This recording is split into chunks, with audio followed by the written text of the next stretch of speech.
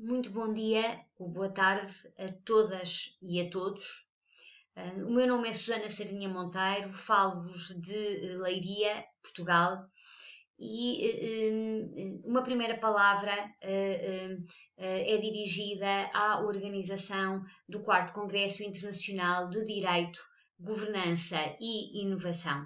Um agradecimento e um reconhecimento ao Iberojur, à Universidade Cardenal Herrera, que em momentos extraordinários como aquele que nós estamos neste momento a viver, manteve a organização deste congresso, transformando num congresso à distância. O meu agradecimento e reconhecimento por esta iniciativa. Encontro-me aqui convosco para vos apresentar a comunicação intitulada Os desafios do direito do trabalho perante as novas tecnologias e a figura jurídica do teletrabalho no direito português. Um trabalho em coautoria com o meu colega Mário Barata, professor adjunto no Politécnico de Leiria, investigador do IJP, Instituto Jurídico Portugalense, Polo de Leiria. Já me apresentei, Susana Sardinha Monteiro, também docente no Politécnico de Leiria e também investigadora integrada do IJP, Instituto Jurídico Portugalense. Esta nossa apresentação, e dada então aqui também a limitação de tempo, vai estar dividida em 3 momentos distintos. Num primeiro momento em que vos apresentaremos a definição e a caracterização do teletrabalho, tanto legal como doutrinal. Num segundo momento, onde apresentaremos alguns elementos do regime jurídico do teletrabalho, quer a propósito dos direitos individuais, quer a propósito dos direitos coletivos, e um terceiro momento, onde nos propomos desenvolver uma análise SWOT do teletrabalho, apresentando então aqui os pontos fortes, pontos fracos, as ameaças, as oportunidades desta figura jurídica. A primeira nota vai para a definição legal de teletrabalho. O legislador português consagrou a figura de teletrabalho no Código do Trabalho de 2003, manteve-se no Código de Trabalho de 2009, com pequenas alterações até à atualidade, e define-se então legalmente teletrabalho como a prestação laboral que é realizada com subordinação jurídica, habitualmente fora da empresa, e através do recurso a tecnologias de informação e comunicação. Esta definição tem sido analisada, escalpelizada pela doutrina, e apresentamos de seguida algumas dessas definições e dessas caracterizações. Menezes Leitão define teletrabalho como a prestação de trabalho que se desenvolve fora do local de trabalho central do empregador, sendo realizada noutro local que se encontra ligado a esse local de trabalho central por meios de comunicação eletrónicos. Leal Amado distingue nesta figura jurídica do teletrabalho 2 elementos. O elemento geográfico, ou seja, o teletrabalho é realizado à distância, trabalho realizado à distância, e um elemento tecnológico, que implica o recurso a tecnologias de informação e de comunicação. Monteiro Fernandes destaca neste contrato 2 elementos, 2 características: a subordinação jurídica e a distância. Apresentamos aqui também a caracterização do professor Guilherme Drey, que, tendo em conta a amplitude desta figura jurídica, a distingue em diferentes modalidades, consoante o local de trabalho e consoante ainda o meio de comunicação que é utilizado para a efetiva comunicação entre o teletrabalhador, o empregador e os restantes colegas de trabalho. Como o tempo é curto, passo para algumas especificidades deste contrato de teletrabalho, que é um contrato que está sujeito a regime especial e, portanto, houve aqui uma preocupação do legislador de apenas regular o teletrabalho subordinado, deixando de fora outros fenómenos em que se pode manifestar este teletrabalho. O seu regime jurídico encontra-se plasmado nos artigos 165 a 171.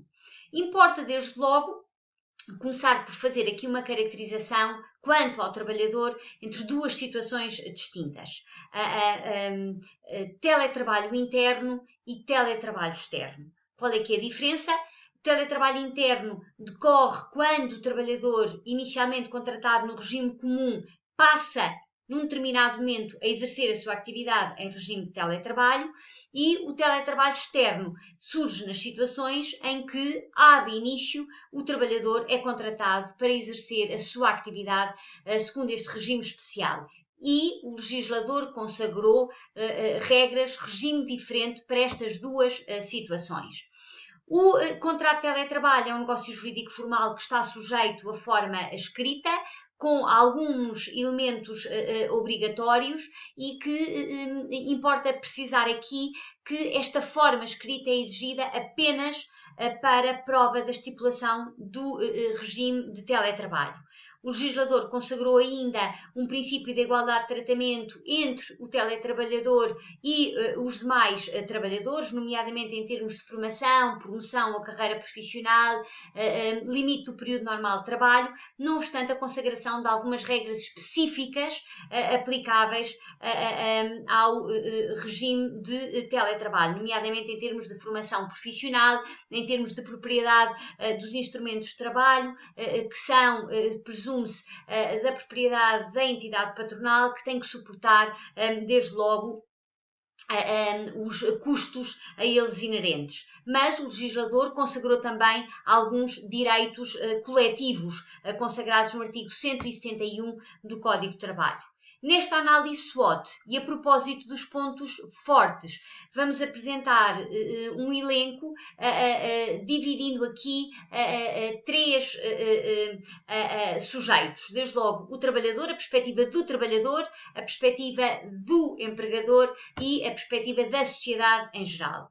Quanto ao trabalhador, em termos de vantagens, benefícios, destacamos desde logo a diminuição do stress, a flexibilização do horário de trabalho, a redução, muito importante, a eliminação do tempo despendido na deslocação entre casa e trabalho, e a eliminação ou redução das despesas decorrentes dessa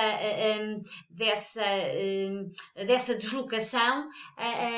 A propósito da entidade empregadora, em termos de pontos fortes, vantagens ou benefícios, apresentamos desde logo a diminuição dos custos com as instalações, com a energia, com os transportes, uma otimização do espaço, uma maior flexibilização da gestão empresarial, uma possibilidade de adoção de esquemas de gestão por objetivos ou por resultados, e permitimos destacar aqui uma vantagem que podemos agora comprovar na atualidade e que decorre da maior resistência face a fatores ou condicionalismos externos que podem pôr em causa o normal funcionamento da unidade produtiva, decorrentes de ataques terroristas ou, por exemplo, de calamidades naturais como aquela que nós estamos neste momento a viver, decorrente da pandemia do Covid-19.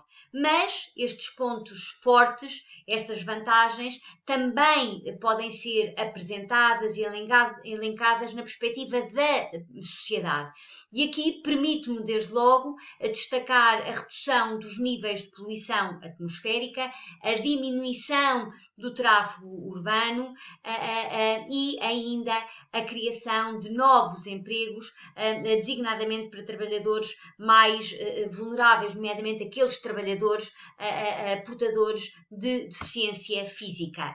Mas, contrapondo aos pontos fortes, temos obviamente os pontos fracos, desvantagens que são claramente mais acentuadas para os trabalhadores do que para os empregadores. No âmbito dos trabalhadores, uma desvantagem decorrente de uma perturbação, muitas vezes psicológica, resultado de um maior isolamento, de uma marginalização social, um sentimento de perda de pertença a um grupo, organização, mas também menores regalias sociolaborais, muitas vezes uma dificuldade em separar a vida pessoal da vida familiar.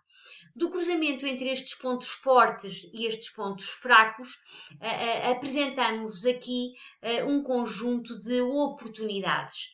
E nestas oportunidades gostávamos de destacar, desde logo, a integração no mercado de trabalho das pessoas mais vulneráveis, nomeadamente as pessoas portadoras de deficiência, que assim estão integradas neste mercado de trabalho, a distribuição da população ativa por um maior espaço territorial e os claros benefícios ambientais decorrentes de menor poluição.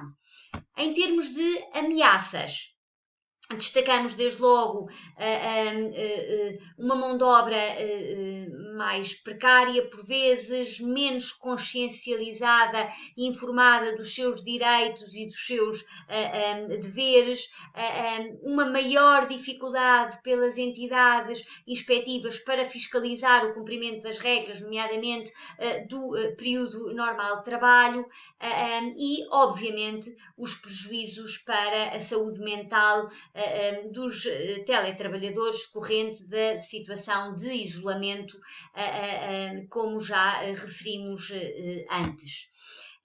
Em jeito de reflexão final, eu gostava de partilhar convosco os últimos dados a que tivemos acesso e que mostram que Portugal se encontra, de alguma forma, na causa da Europa. Não obstante ter sido um dos primeiros a regular a situação do teletrabalho, a verdade é que dados de 2017, são os últimos dados que consegui ter acesso, dados da Fundação Europeia para a Melhoria das Condições de Vida e de Trabalho, Eurofund, uma agência tripartida da União Europeia.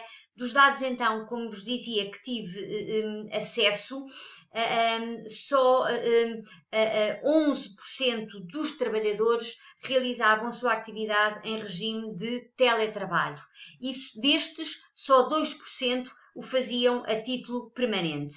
Ora, dados dos quadros de pessoal do Gabinete de Estatística e Planeamento do Ministério do Trabalho mostram, contudo, que em outubro de 2018, num universo de 2,8 milhões de trabalhadores dependentes por conta de outrem, só 779 estavam abrangidos pelo contrato de prestação subordinada de teletrabalho. Isto faz, então, uma percentagem de 0,02% do total de trabalhadores. Isto são dados de 2017, como vos referia. Obviamente que hoje o cenário é diferente, hoje as regras mudaram em virtude da pandemia do Covid-19. A este propósito, gostava de partilhar convosco o texto do decreto 2A de 2020. Este decreto procedeu à execução da declaração do estado de emergência efetuado pelo Decreto do Presidente da República número 14A de 2020 e, a este propósito, partilhar convosco o artigo 6º que estatui, a propósito do teletrabalho, é obrigatória a adoção do regime de teletrabalho, independentemente do vínculo laboral, sempre que as funções em causa o permitam. Hoje a situação mudou, hoje se calhar a regra passa a ser o teletrabalho. Percebemos aqui, pelas piores razões, sem dúvida, uma das grandes vantagens do teletrabalho. Hoje, a pandemia do vírus obriga-nos a adotar estas novas formas de trabalho à distância. Portugal foi um dos primeiros países, uma novidade em 2003, uma necessidade, claramente o direito a acompanhar a evolução da sociedade. E hoje percebemos a importância da regulamentação desta figura jurídica. Muito obrigado a todos pela vossa atenção.